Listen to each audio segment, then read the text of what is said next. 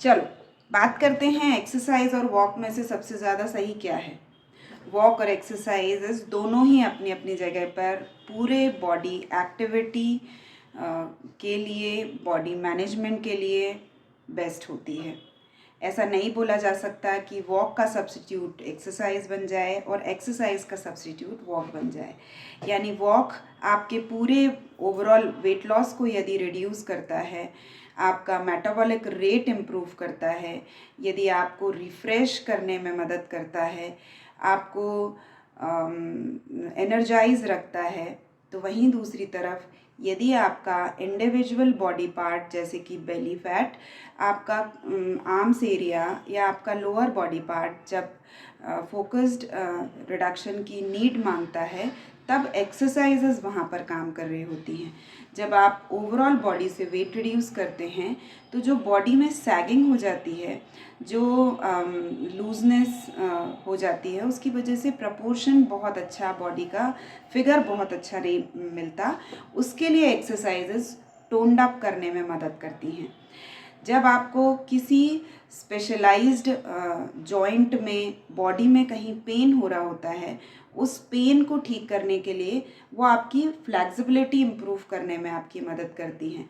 जब आपकी body stiff हो जाती है, तो जब हम एक्सरसाइजेस करते हैं, क्योंकि जब आप वॉक करते हो तो आपकी बॉडी स्ट्रेट रहती है और आप सीधा मूव करते हैं, लेकिन जब आप एक्सरसाइजेस करते हैं तो आपकी बॉडी एवरी पार्ट से मूवमेंट देती है। उस मूवमेंट की वजह से फ्लेक्सिबिलिटी इम्प्रूवमेंट आता है और वही आपकी पेन को भी ठीक करने में मदद करता है।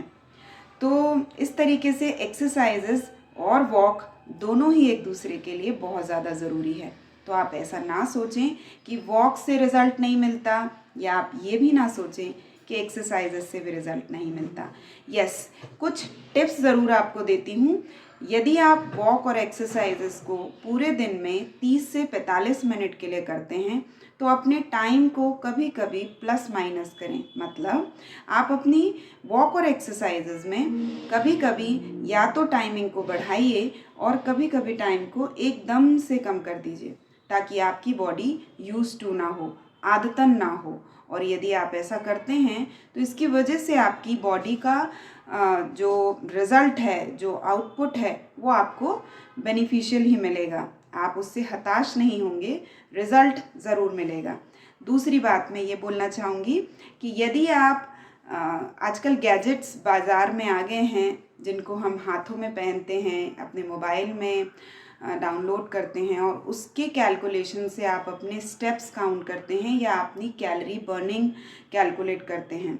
डेफिनेटली ये आपके लिए असर कारक हैं, लेकिन जितना नेचुरल या फिर जितना आप अपने लिए खुद होकर के काम करते हैं, वो कोई भी गैजेट या कोई भी टेक्नोलॉजी उतने असरकारक नहीं होंगे।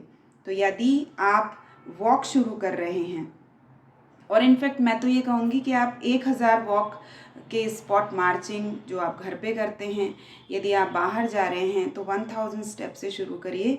डेफिनेटली 1000 में आपको रिज़ल्ट मिलना चालू हो जाएगा, क्योंकि वो आपका स्टेमिना बिल्डअप करता है। और जैसे जैसे आपका स्टेमिना बिल्डअप होना शुरू हो जाएगा, वैसे वैसे आपका आलस भी ख़त्म हो जाएगा।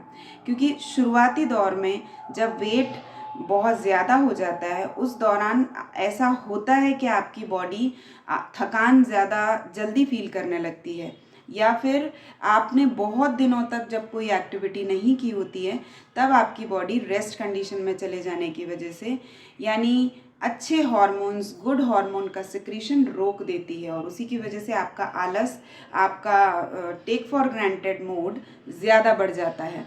और उसकी वजह से आप थोड़ी देर के लिए वॉक करते नहीं हो, या आप करने में अपने आप को बहुत ज़्यादा मनाने की कोशिश करते हो। लेकिन जैसे जैसे आप अपने आप को वॉक और एक्सरसाइजेस के लिए टाइम देना शुरू करेंगे, वैसे वैसे आप देखेंगे कि आपकी बॉडी की एनर्जी इम्प्रूव होगी, क्योंकि वॉक और एक्सरसाइज करने की वजह से हमारी बॉडी ब्रेन से डोपामाइन, सेरोटोनिन, ऑक्सीटोनिन जैसे जो हार्मोन्स होते हैं उनको सिक्रीट करती है, और ये आपके बॉडी के लिए पेन रिलीफ देने में, एनर्जी देने में, आपके आलस को हटाने में, आपको हैप्पी फीलिंग देने में, एक अच्छा फील देने में मदद करते हैं। यदि एक्सरसाइजेस की बात करते हैं तो आपकी एक्सरसाइजेस आपके छोटे छोटे जो इश्यूज़ होते हैं, जैसे महिलाओं में पीरियड्स की परेशानी, क्रैम्पिंग पेन या फिर उनका बढ़ना घटना जैसी प्रॉब्लम को ठीक करने में मदद करेगा। आपको सुबह उठने में जो एंकल पेन होता है, आजकल बहुत आम हो गया है ये, इसमें आपको बहुत मदद करेगा। तो इसलिए वॉक और एक्सरसाइज को अपने डेली शेड्यूल में ज़रूर ऐड करिए। मैं डाइटिशियन प्रज्ञा आपके साथ मिलती रहूँगी।